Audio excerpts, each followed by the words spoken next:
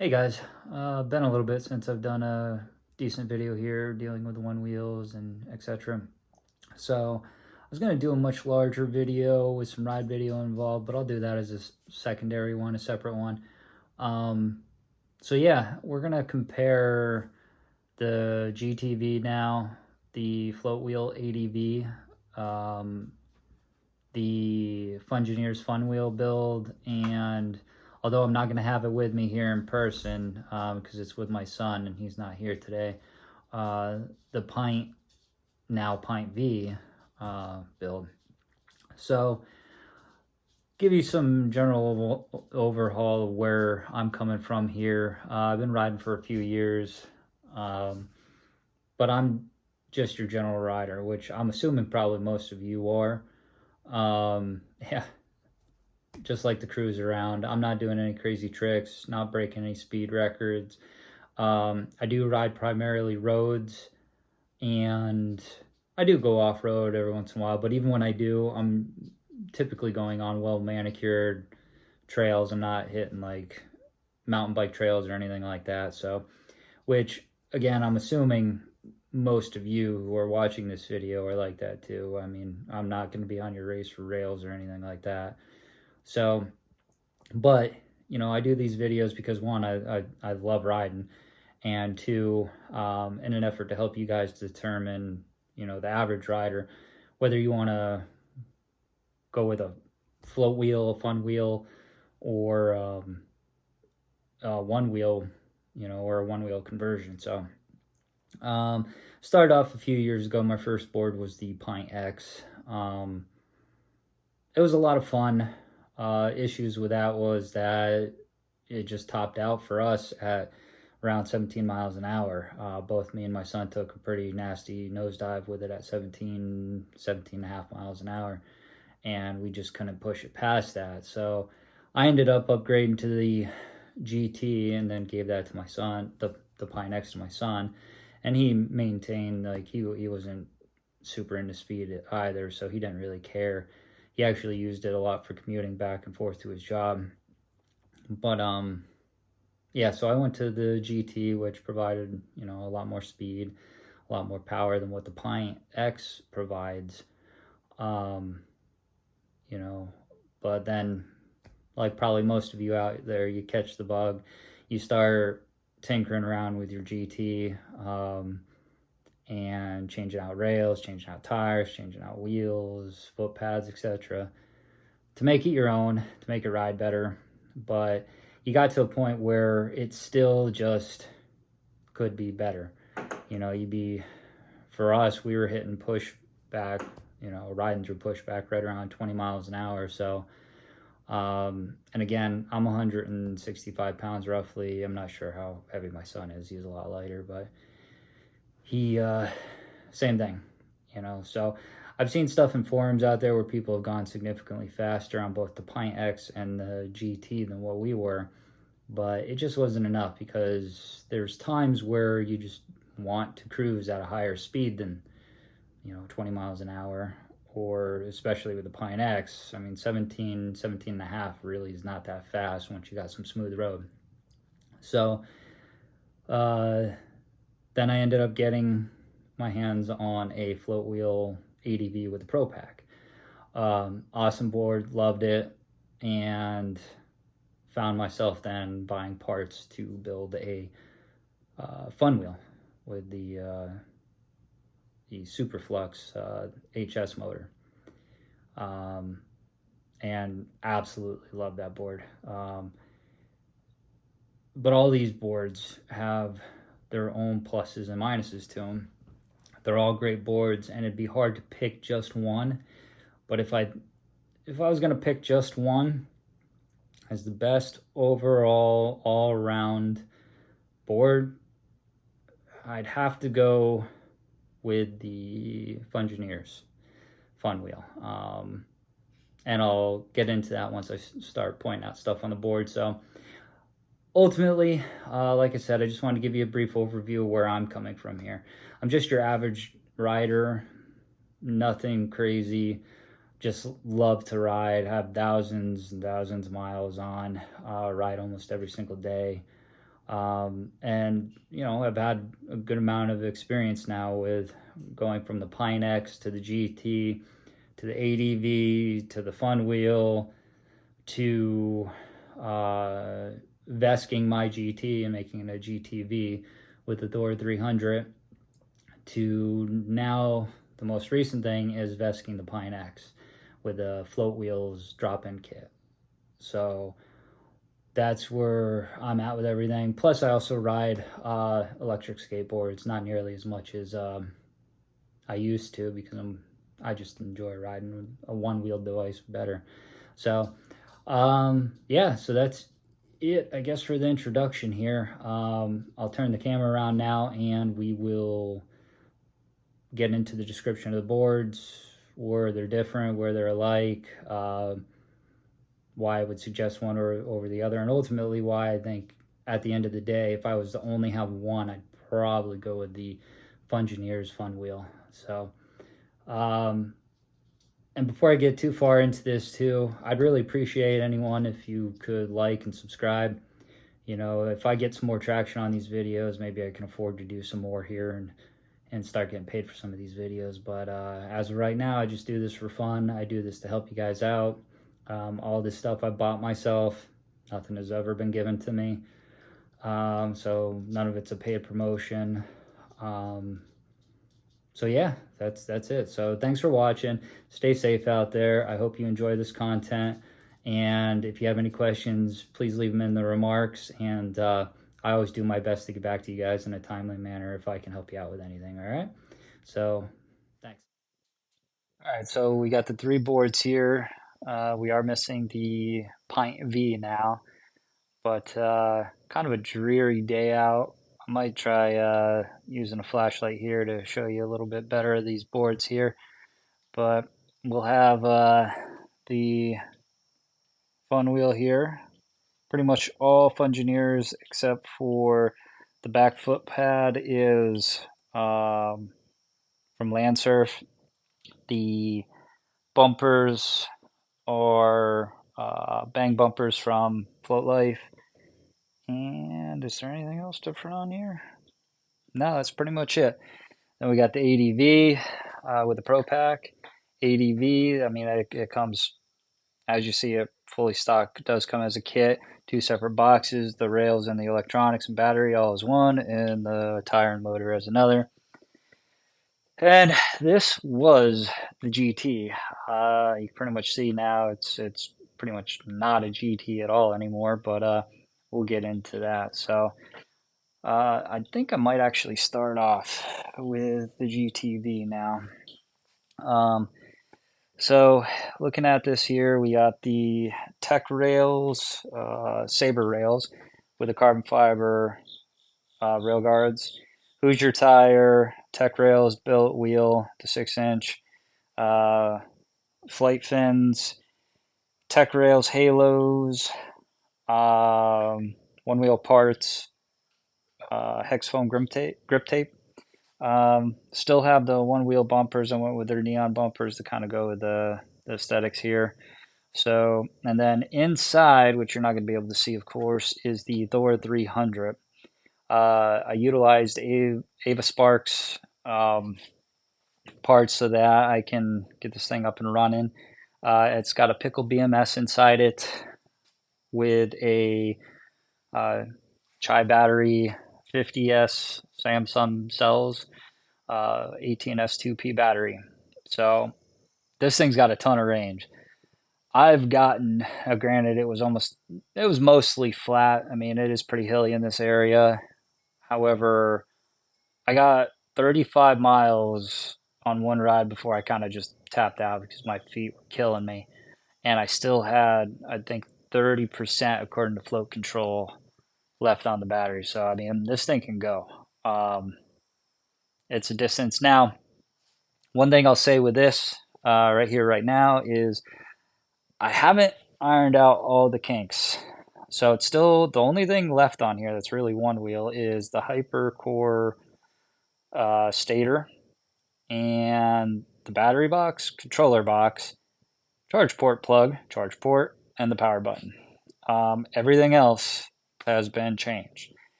Now with doing the vest conversion, it runs good. I have about 250 miles on this, but I'm still getting a little bit of brake crunching and a very, very slight amount of acceleration crunch.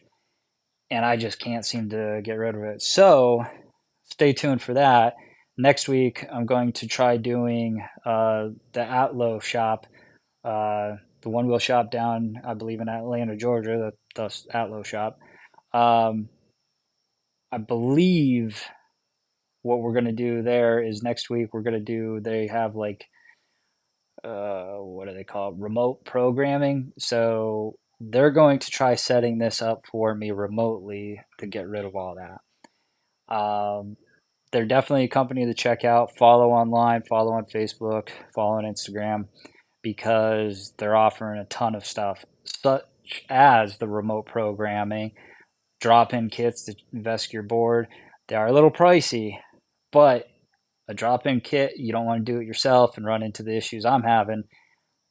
They're probably the way to go, and you're going to like it over the GT, because this, even with the little bit of crunch, is way better than what the GT was. More range, more power, getting over curbs, this thing crawls right over it, no problem. Whereas when it was the GT, you'd hear that like grinding noise as it's struggling to get up over stuff. I'm not getting that anymore. No overheat problems with the Door 300. Now, of course, one of the issues I had initially with this, if you watch one of my older videos, is that the GT overheated on me on some hills in Nashville, Tennessee. Or not Nashville, it was actually outside of Nashville. So, lying there. But Pigeon Forge and what the heck was the other area that we actually stayed in? Gatlinburg. That's where we actually overheated this thing. So that's how I actually got into the tech rail stuff. One of the first accessories I ever bought for this thing, outside of just regular fenders and whatnot, was the tech rails axle blocks. And they completely solved the GT overheating issue for me. Again, I'm not someone who's going crazy or doing anything, but I do live in a mountainous area, so I do a lot of hills, and I was worried about overheating again. But I did push my luck with some of the hills in Gatlinburg there, because there are some super steep hills there that you just crawl up. But the GT did it, and it just overheated. But with this setup, no issues. It just, it allows you to go faster, confidently. The only lack of confidence I have in this is with the crunch. And it's weird because I could probably go a mile, 2, maybe 3 miles without feeling any crunch whatsoever. And then as the board maybe heats up, I don't know. If you guys know, comment down below and help me out here. But that's where I'm hoping to reach out to the Atlo shop and get some help with this. And I'll let you guys know. I'll do another video. If they can get it running perfect for me, then you guys should definitely reach out to them, because even as this is now, I still love riding it. You know, going from a GT to this and putting all these other accessories on it, it just, everything you add onto it allows the board to ride a little bit nicer. And I have this board set up perfectly how I like riding it, and it is definitely better than what the base GT was. The only problem with going with a setup like this is you're spending a lot more money than that or that.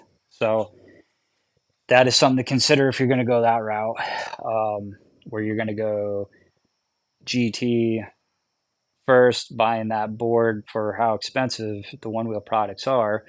So let me come back a little bit. With buying a one wheel product straight out the door, if you're a new rider and you just want to open the box and ride, that's probably the way to go. There's no programming necessary. You're all squared away and you're good to go. Then if you find out you love the sport, FloatWheel offers a GTV drop-in kit and a pint drop-in kit that'll allow you to vest the board. You don't even have to do any programming with it. So we'll get into that a little bit later, because I'll talk about the PintV last. But, you know, so but you're going to spend the full cost of the board plus $400 to $500 for a pint drop-in kit or a GTV drop-in kit. So you're looking at an expensive board, but you know, you go with this and you can get past a little bit of programming that's necessary. This board out the box is way better than the GT. You're going to have more power, more range, more capabilities. Some of the drawbacks with this board here is how heavy it is. So you have a 20S2P battery. Let's see what the FloatWheel has a Molicel P42A battery in it. So again, with this now, because I have the Samsung 50S batteries, I'm getting some insane range on here, but that's what it's made for. The P42As are going to give you a lot more power, so I could probably get more speed out of this. Not only that, the Canon core probably has more power than this hypercore here.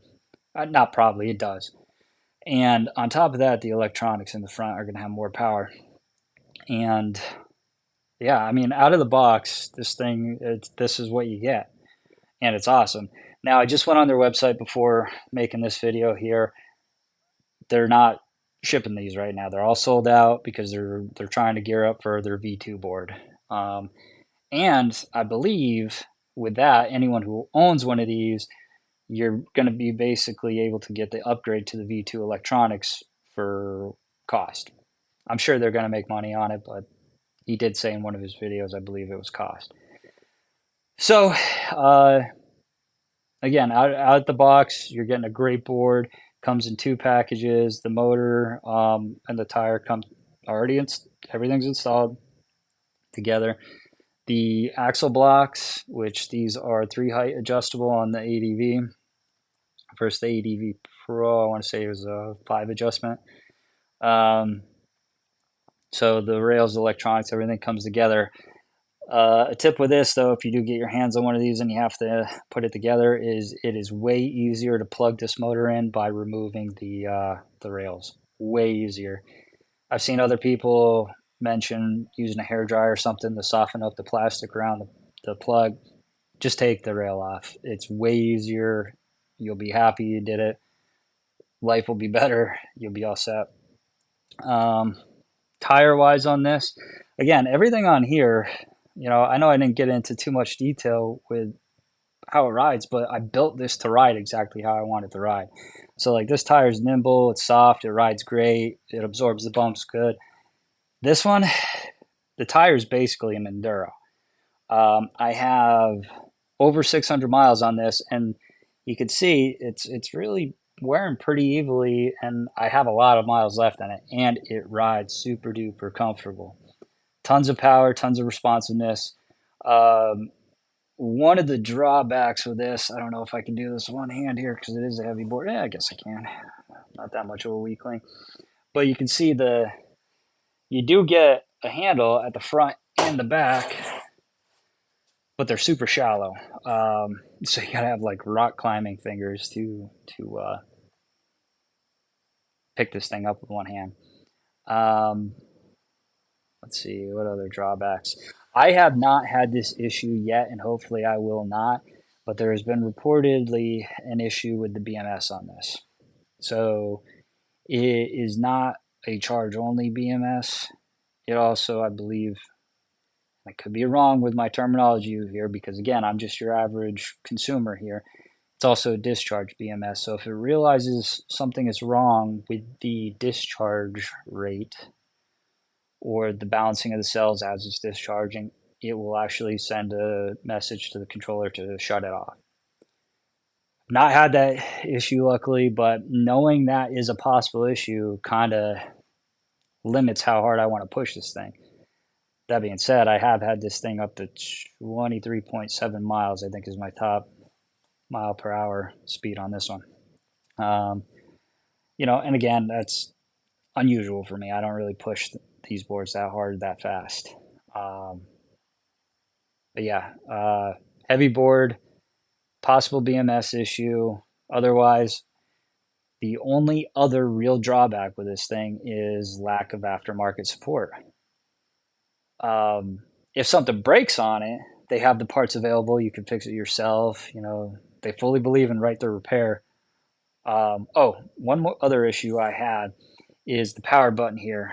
Um, there's no way you're going to be able to see it. It ended up being kind of loose, and it's not the easiest to power off. Reached out to Tony from FloatWheel, and he understood what was going on and sent me a whole new front controller box with a power button already installed, and actually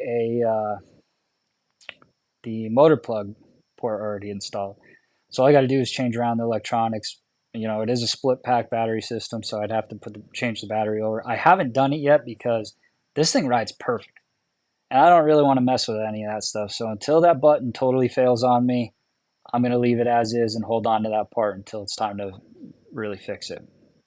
So yeah, I think I hit everything I wanted to hit with this. The foot pad here, I mean, on both this and this work perfect. As soon as you step on it, senses it. Winter, same thing. Cold weather, they work great.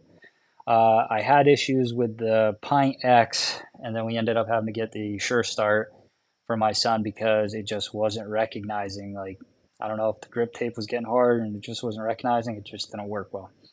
So, also their own proprietary charger. I did not get the fast charger. It does take a long time to charge this thing with a standard charger, but with having multiple boards, who cares? Just hop on another one, give another board some love. All right. So now on to the FunWheel. This board, I love riding this board. It's got a ton of power with the HS motor in it. It's just a ton of fun. Price wise, this is probably your cheapest option, most expensive, and that's your middle tier option.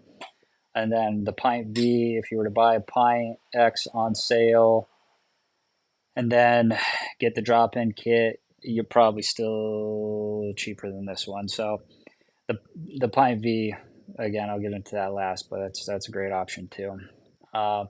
So yeah, with that, you see on the side here, you have the 3 adjustable heights with the under rails. I have bang bumpers on here as well, which are XR bang bumpers. I have their front foot pad. The back is a Landsurf. Now, originally I had a Landsurf Platy Sense on the front and back of this board, and I tried cutting away some material after talking to them through Instagram because I wanted to be able to see the status bar. And they said I should be fine, and I was fine. And then I tried cutting a little more, and I utilized a heat gun to remove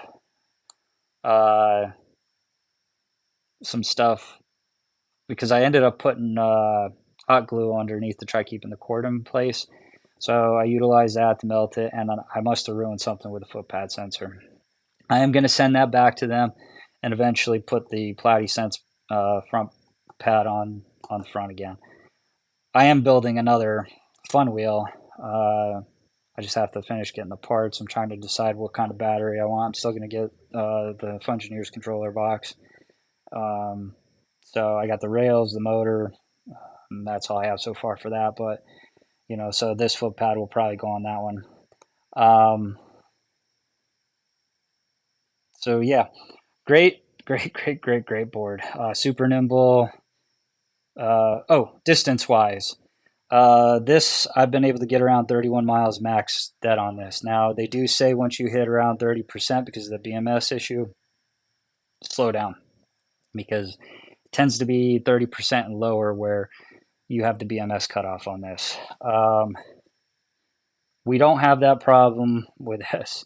So it's now $600, I believe, for the battery pack, which comes with everything. The 20S2P battery, which is a P28A moly cell battery pack, which gives you the battery box, the cable that sends your power and everything up front, and the rear light bar. Not a bad deal when you get all that together. Of course, the Thor 300, their power button, it was their full box, their CNC. You can kind of see it red box. It's got fins here that help with heat dissipation, but honestly, I think their cast box would be just enough. Yeah, there really isn't much more to say.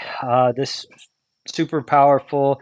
I've had this also up to I think 23 miles an hour around that area. Again, I'm not a super fast rider, but one of the issues I've had with this is the grip tape they hear. They went with 4mm foam grip tape, and it's a very, very stiff foam.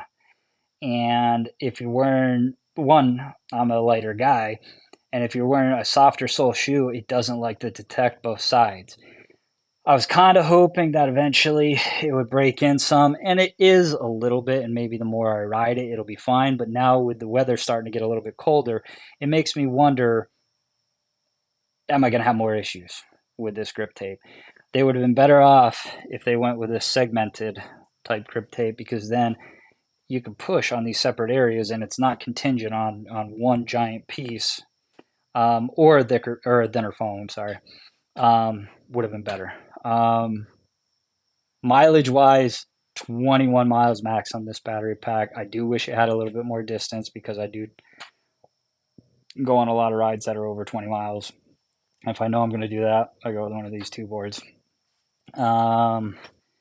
The only other thing, and I really like this stock tire, but I am just under 300 miles, and on both sides here, it almost seems like this and this are two different compounds, because this is wearing down super fast. Um, but once you're going at a high rate of speed, this centerpiece like locks you in. Um, Again, super nimble, super easy to take in the grocery store with you. That's where this one kind of sucks because it's so heavy. And then with this too, every single XR accessory basically works on here. So any sort of XR rails you want to change out works.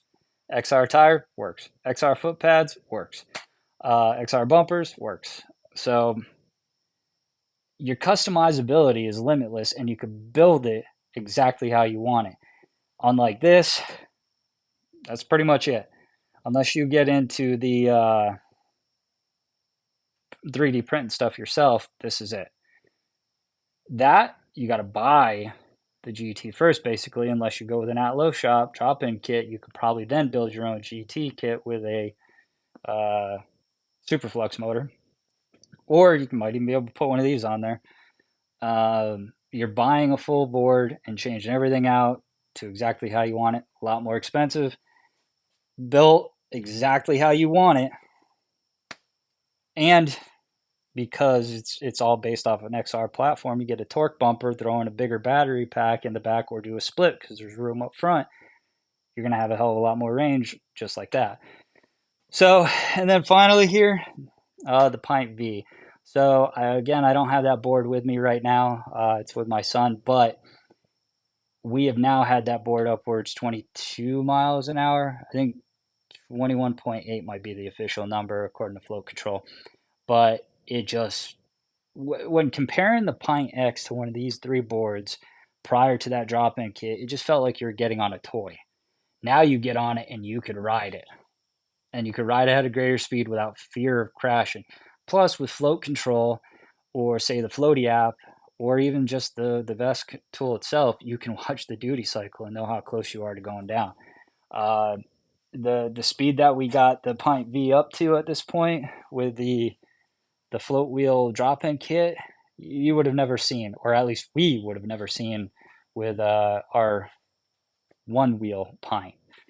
So I guess that's really it, guys. Let me check my notes here. Have anything else I really wanted to put here? No, I think I hit everything. Any possible drawbacks with any of these? So I don't think I'm gonna get a lot more miles out of the Thunder tire. I'll probably go with a Hoosier or Maxxis after. Problem with the foot pad, just the engagement's not great. Super easy to change out if needs be, and probably will eventually. super expensive, but fully customizable, and you got to learn to program yourself unless you get the FloatWheel drop-in kit. And Fungineers has a drop-in kit too. But the FloatWheel one comes with front lights, BMS, everything. Fungineers has a BMS you can get for this too now. That is a smart BMS, just like you get with that. The app kind of sucks, but you can watch the balancing and see where your cells actually are. So that's an advantage if you go with their BMS. Pickle BMS just balances on its own. You got to trust that it's doing its job. Um, yeah. So again, guys, I hope you enjoy this video. I hope it helps you out. If you have any questions, please let me know. And this is going to be kind of a long video, but trying to give you a real life, real world comparison between them. I don't know if I missed anything, but you know, you look at all this stuff here, and like from time to time, I've considered selling this one, but it's like as soon as I hop back on it, it's just such a good board. It's like you got the FunWheel here. This is probably like your rally truck, the one that you're just gonna take out and tear it up on. You know, you build it exactly how you want, tons of power, nimble, can go anywhere. Then you got this guy. This is like your luxury SUV. It rides so smooth, has tons of power, and as is, you don't need to change a thing on it. Then you got this. This is like your, I don't know, take it back to Fast and Furious days, like your Honda Civic that you souped up. You know, it was a pretty good car when you bought it, but then you just wanted to throw some extra drop-ins in the motor to give you a little bit more power, a little more torque, and then you throw on some flair to make the car look awesome. Like, this is the one you custom build to fit you. There's your luxury vehicle. There's your rally truck that gets you everywhere and does everything. But that's the cool thing with that is if I could only buy one, it would have been that one because you can build it how you want it, make it ride however you want, get all sorts of different rails.